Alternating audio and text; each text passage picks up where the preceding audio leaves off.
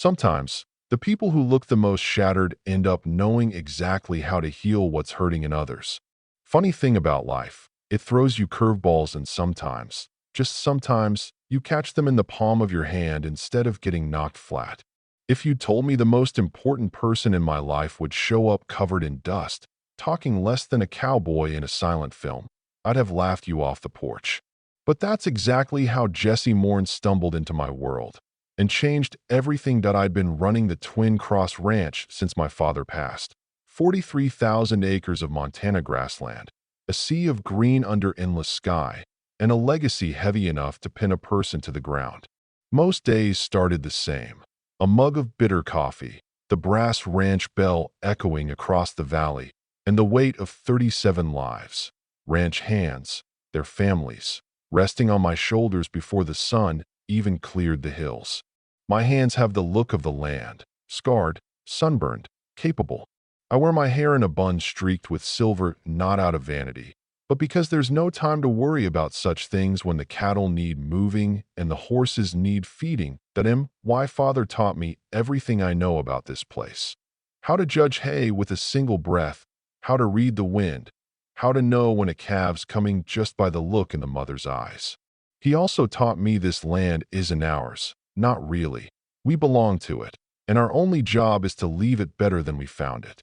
I tried to live up to that. When he died, I took over. Folks whispered a woman couldn't handle it, but I just worked harder, slept less, and proved them wrong. Mostly loneliness, though that's harder. I'd been married once. David, the city man, smooth talker, charmed me, swore he'd help modernize the ranch. Lasted 3 years before the silence and the sky broke him. He left with half the savings and not so much as a backwards glance. Since then, I poured everything I had into the ranch. Suitors came and went, the town banker, a neighboring rancher, even the vet from Billings. Not one could get past the walls I'd built. The morning Jesse arrived, I was fighting with Thunder, my father's black stallion, the only piece of him I could hold on to. That horse is pure muscle and fire, and he'd gone nearly wild since Dad died. Only let me near him, barely tolerated the others. Even Miguel, my right-hand man, tiptoed around Thunder.so. Picture this. I'm elbow deep in horse sweat and frustration when I spot a stranger leaning on the fence, tall, lean, face shadowed by a battered hat. I snap, "Can I help you?" And he tips his hat like we're in a John Wayne movie. "Looking for work, ma'am." That's when Thunder, who'd rather bite than look at anyone, just walks right up to him, soft as a lamb. The man reaches out, strokes his neck, and Thunder melts. I swear, I thought I was dreaming. His name was Jesse. He spoke with that quiet confidence of someone who's seen the world at its worst and come through, but carries a sadness in his eyes that settles in your bones if you look too long. I gave him a trial, mostly because I needed the help, and because Thunder, for the first time in years, trusted someone other than me. For 3 weeks, Jesse worked like a ghost, first to arrive, last to leave, always with the horses, never asking for more than he needed. But he kept his distance, sitting alone at night, whittling little wooden horses in the porch light. I caught myself watching him more than was proper. Something about his sadness felt familiar. You know what I mean? Like two battered souls can recognize each other, even in the dark. Then came the twist. I spotted an old photograph slip from Jesse's pocket.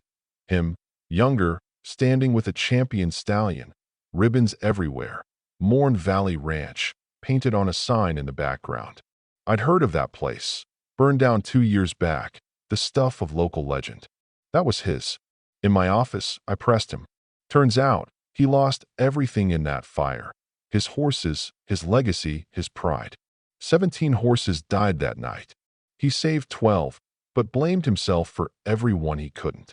That guilt, that loss, it had driven him to drift from ranch to ranch, never staying, never letting anyone close that I told him he was wrong.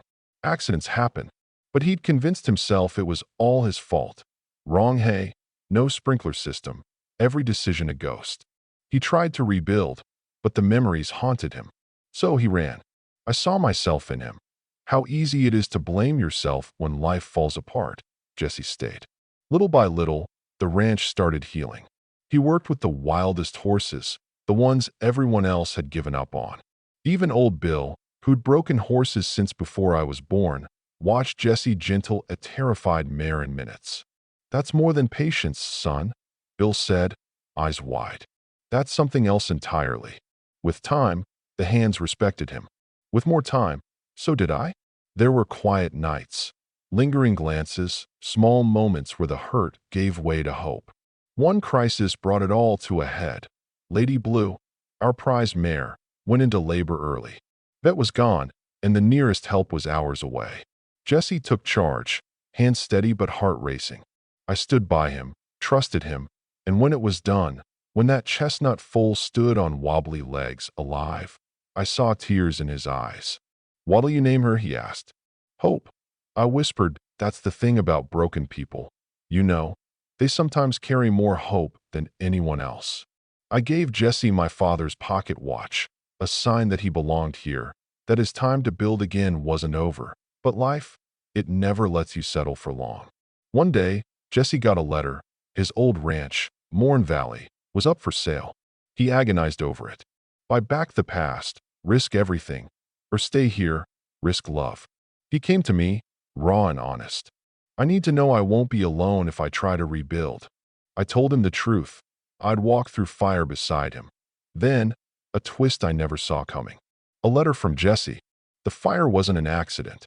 His business partner, Marcus, the man he trusted most, had set it for insurance after years of embezzling. Marcus was arrested, the truth finally out. All the guilt Jesse carried, all that shame, it was never his to bear. He broke down, told me he loved me, and for the first time, I saw the real man behind the pain. Trial came. The ranch community rallied behind Jesse. When the verdict came in, guilty, Marcus sentenced, Jesse finally free, he looked at me with new eyes. The past had lost its grip. We built something together, a new ranch, our names on the sign, trust earned, hope restored. Jesse proposed at sunrise, in the corral where thunder once stood wild and lost. I said yes. We married under the open Montana sky, surrounded by friends, family, even the old hands who'd once doubted me.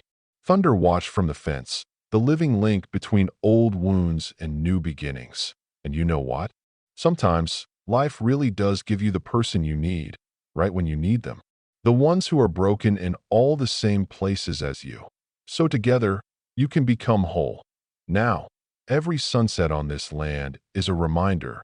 Love endures. Trust can be rebuilt. And the legacy you leave behind isn't in land or horses or trophies, but in the hearts you heal along the way. So, what do you think? Did Jesse do the right thing, letting go of the past? Or should he have tried to reclaim what was lost? Is justice always so clear when it comes to trust and betrayal?